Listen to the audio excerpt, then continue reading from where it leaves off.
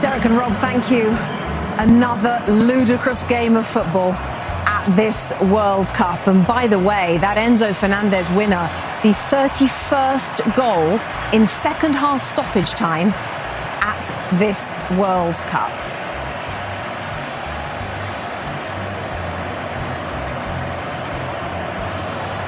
Alexi Lalas, Zlatan Ibrahimovic, Thierry Henry watching on. Alexi, I'll start with you. Congratulations to Argentina, but Egypt will feel aggrieved, will they not, with the way it happened with that winner? They will, and it will be debated and discussed, and I'm sure there is anger and relief depending on which side you come down on. But, you know, we came on air talking about how Argentina had suffered and the different definitions of suffering and that we talk about in different cultures. Well, we thought the suffering was done from Argentina. No, they suffered again, and they came through. And you can see the relief on their face from Messi on down, in that it's not that they got away with one here, but this was one for the ages. Lionel Messi missed a penalty, found himself and themselves 2-0 down. Zlatan, Thierry, you know him well. You've played with him. Thierry, something woke him up. Talk us through that.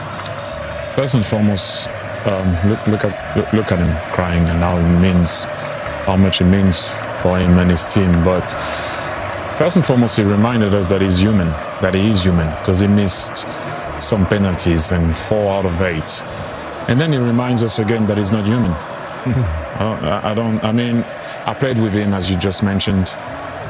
And what happened with Leo is that sometimes do not wake up the beast. That's what happened. And I've seen it in training closely. You know, when you're in training sometime, and, you know, guys, when one of the coaches don't want to call a foul, or the ball was out, and then you score, and then Leo wanted that ball to be out and a foul. And then he goes, ball went out, and the coach was like, stop complaining, because it can happen in the game. Next thing you know, you look at his eyes, and he switches. And he goes and get that ball. I was there, I witnessed it, and he scores 3 goals in a row by scoring straight away, robbing the ball off you, scoring again, robbing the ball off you, scoring again, and he turned and said, next time, call a foul. And we all went, yeah, next time, call a foul. Because he's just unstoppable. When he goes into that mood, it's very difficult to stop him. And you know what, Zlatan, Alexi, I've been in that situation. This guy, and it didn't always work, let's all be honest. But when his team needs him, he raises his game. This is a guy that played 120 minutes the other day. He raises his game. He started to take the ball and dribble past almost everybody to try to change the game. Wow. Zlatan, can you talk to that? You played with him too. Did you see those eyes switch as well? You could see he wanted it. When it was 0-2 to Edge, we could see something changed. He took command. He took the ball. He made a dribble there. We don't have the images now. When he dribbled 2 guys, made a cross. He was after something. You could see it. He was on a mission now. He would not let go. He didn't want to leave this tournament. Then he made the first assist for the first goal. Then he did a second goal. Then finally somebody else helped him to get the winner. But you can see he switched gear. He became an animal, and nobody could catch him. He just went on, and this is the one I saw, we used to see, and we're still seeing. So you can see also how emotional he is, how much it means for him. Remember, he already won this World Cup.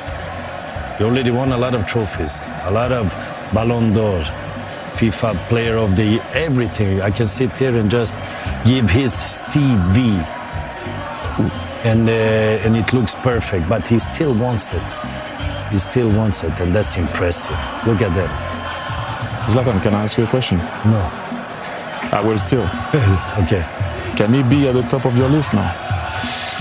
We can discuss. Oh, I like that. We can discuss. King of the jungle.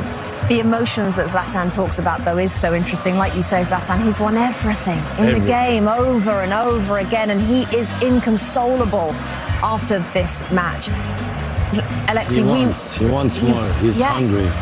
And you picked out, when he scored the equaliser, just the way he celebrated was different. A different type of celebration. And look, I know he's emotional. Who knows? We may find out there's other stuff. These are human beings that are going on here, but this was a dig deep type of game, and we'll see the highlights here in a second. For a guy that scored so many goals, this particular celebration and the way that he reacted to this comeback and to this goal, there seemed to be something special, and there is something going on here in terms of his celebration and in terms of his reaction here at the end of this game. No, I just, you know what, looking at him, I was just remembering playing with him. I say it, I played with Zizou and a lot of players that I can mention, by the way, Ronaldinho and whatnot. But at times, I won't be,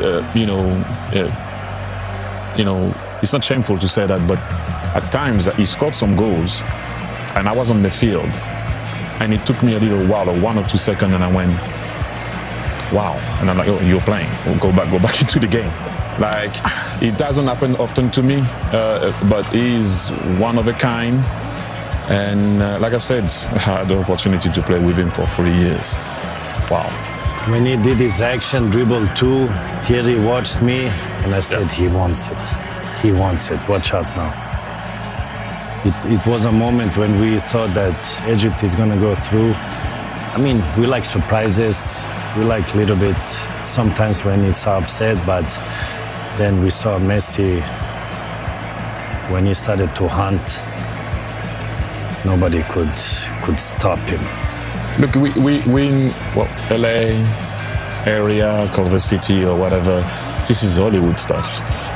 Like you don't, like it's something, like it's almost when you script that, you kind of like, it's a movie that will never happen in real life. Like, come on, the director went a bit too far with that one, But Messi writes. It's more of a series, Thierry, because there's always a new episode. Yeah. Yes. The movie doesn't finish. The new episode comes after another episode. This guy writes history with his feet, though, not with his hands. But I have to say, if I have to be a little bit critical, his teammates needs to step it up also and help him, because he has been on another level. If he can carry on and bring it all the way to the final and really take the final piece, we will not be surprised, but he needs help also. To be fair, Romero and Fernandez scored. So certain time Romero was even a striker, so what he did? Crazy. They have had a scare. They've had another scare today. They had a scare against Cape Verde, but it doesn't matter. Let's have a look at the bracket, because confirmation then, as you can see, Argentina are going to play in the quarterfinals against either Switzerland or Colombia. They play a little bit later on today. Argentina through once again to the last 8. Time now for the superior player of the match, sponsored by Michelob Ultra. Who is going to be? I think it's that man. He scored the equaliser in the 83rd minute. His 8th goal of the tournament. He's missed 2 penalties as well, let's not forget. That's the celebration Alexi was talking about. His record-setting run at this World Cup will now continue into the quarterfinals. Meanwhile, we've got more. We've got more to come on Fox. Do we? The final quarterfinal place is up for grabs in Vancouver. It's Colombia against Switzerland. The bus is on the move. Back in a minute.